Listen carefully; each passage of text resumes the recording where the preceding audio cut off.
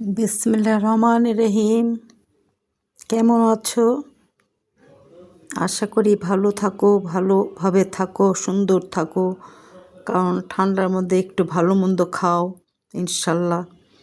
তা আমি তো তোমাদেরকে বলেছি, শীতের দিনে আমার ভাত খেতে একেবারে ইচ্ছেই করে না।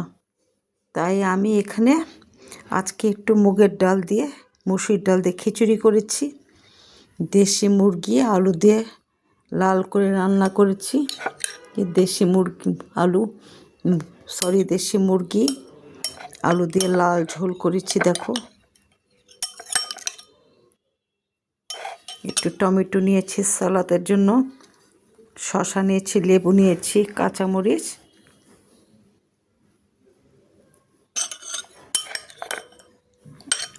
শীতের দিনে আলুটা খেতে খুব ভালো লাগে, তাই আগেই আলুটা নিয়ে নিলাম। তো তোমরা এইভাবে রান্না করে খাও, শীতের দিনে খুব ভালো লাগে এটা ওটা খেতে। ভাত তো একেবারে খেতে ইচ্ছে করে না। আমি ঠিক বলছি না? একটু লেবু নিয়ে নিলাম, একটু আলু নিলাম। প্রথমে একটু আলু দিয়ে খেয়ে টেস্ট করি।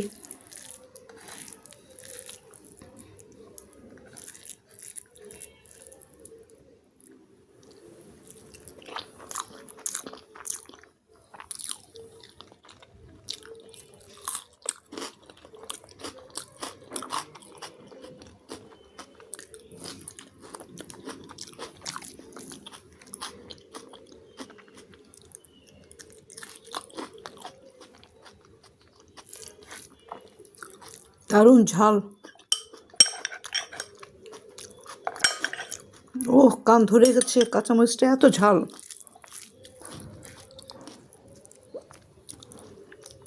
খুব টেস্টি হয়েছে। গরম গরম, খুব গরম গরম খাচ্ছি।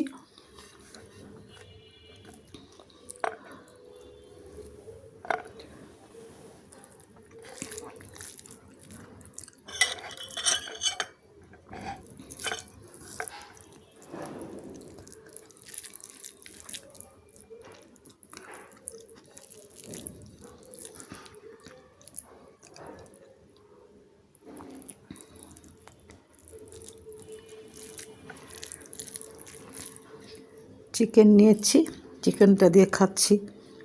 খুব ভালো লাগছে গরম গরম।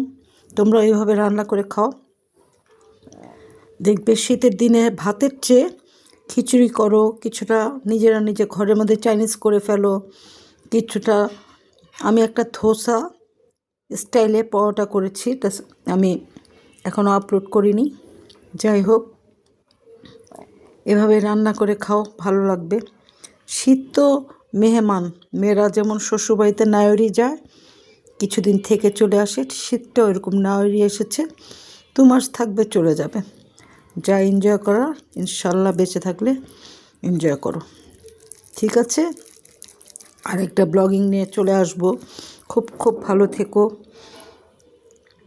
নিজেদের দিকে খেয়াল রেখো, 5 ওয়াক্ত নামাজ আদায় করবে, অল টাইম আল্লাহকে স্মরণ করবে। আল্লাহকে খুশি করব আমরা, আল্লাহ আমাদেরকে খুশি করবে। ঠিক আছে, আবার ইনশাল্লাহ একটা ব্লগিং নিয়ে চলে আসবো। টেক কেয়ার, ভালো থেকো, ফি আমানিল্লাহ।